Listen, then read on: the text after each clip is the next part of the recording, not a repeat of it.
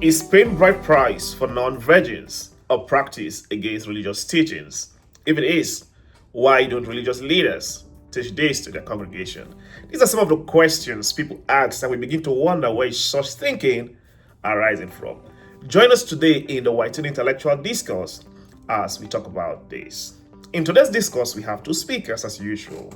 Oyemwa Covenant, studying law at Imo State University, and Nwojo Samuel, studying pharmacy at the University of Port Harcourt. Both speakers will be speaking on the topic.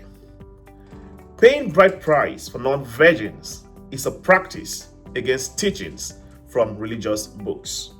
True or false? If true, why don't religious leaders teach this to their congregations? So without wasting much time, ladies and gentlemen, let us get started and listen to Covenant, our first speaker, as she approaches this topic. Covenant, you have the floor. Paying bride price for non-virgins is a practice against our religious groups. True or false? And if so, why don't our religious leaders teach this to their congregation?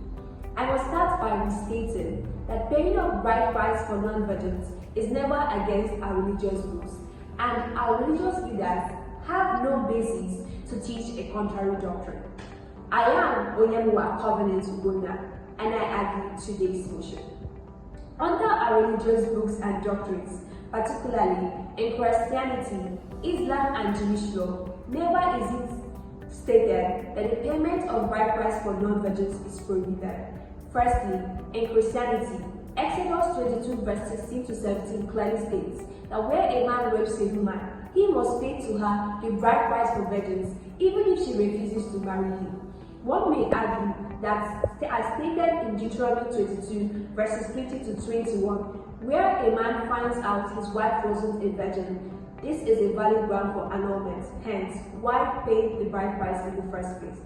But I must say that the law was never meant to be read in part, but to be construed as a whole. Hence, the Ten Commandments, as stated in Matthew 22 verses 37 to 40, never stated that payment of bride price for non-virgins is prohibited.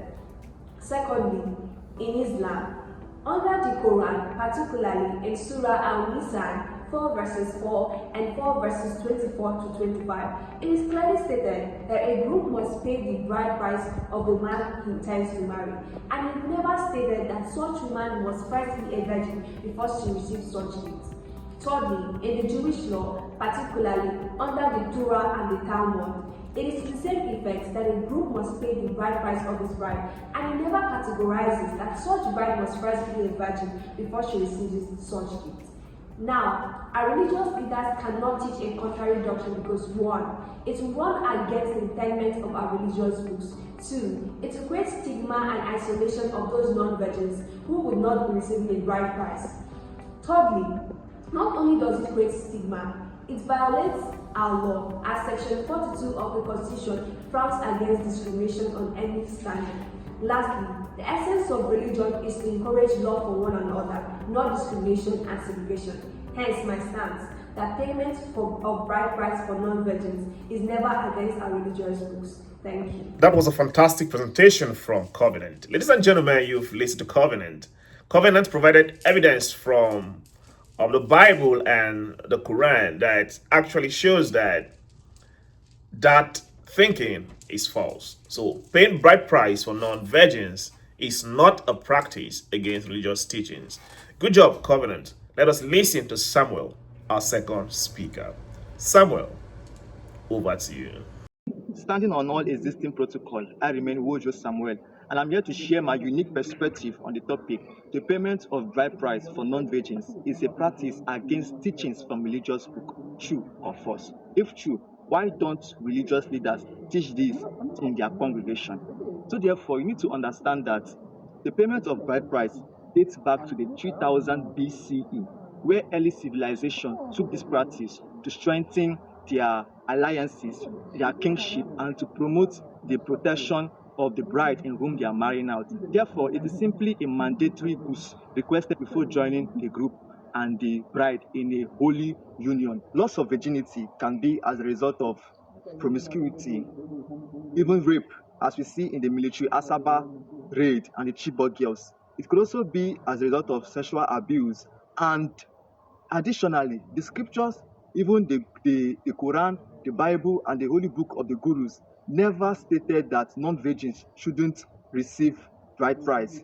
Here are a few examples. As we see in the book of Exodus chapter 22, 16 to 17, see that the word of God made us to understand that any girl that is being raped before being betrothed to, bride price should be paid on her head. And we see in Hosea chapter 1 to 3, where God himself instructed Hosea to marry a prostitute. Since religious books don't teach that bride price should not be paid for non-virgins, the question should be, why don't religious leaders emphasize teachings that tackles fornication, which is one of the reasons why people are being raped and divorce issues are skyrocketing?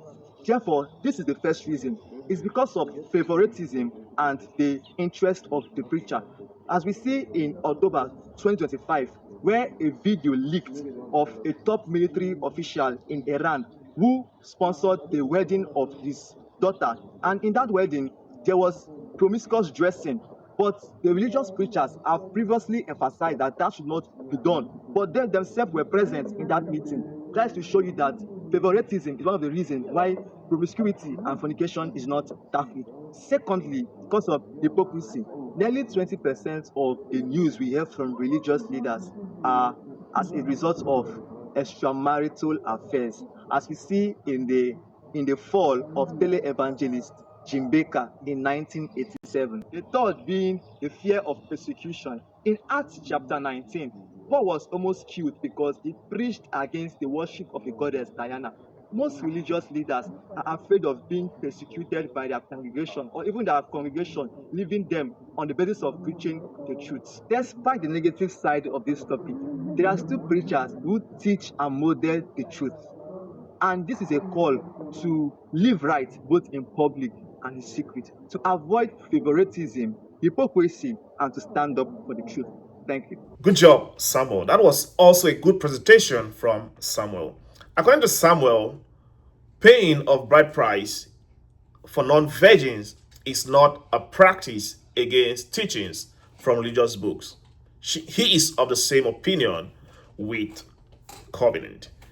Samuel said, instead of religious leaders to talk about this, because it's actually not necessary, religious leaders should focus their energy on preaching against fornication and other social vices. He went further to say that some of the reasons religious leaders don't speak the truth sometimes is because of hypocrisy, favoritism, and the fear of persecution. Good job, Samuel. Ladies and gentlemen, you've listened to both speakers. Onyema Covenant from Imo State University and Nwoju Samuel from the University of Port Harcourt. What do you think about their presentations? Who do you think deserves to win the speaking scholarship competition? Let us know in the comment section and let us know your reason for supporting a particular speaker. And as usual, after 5 days, the scores from the public and the one from the panel of independent judges will be calculated and a winner will be announced. I'll see you in my next video. Bye.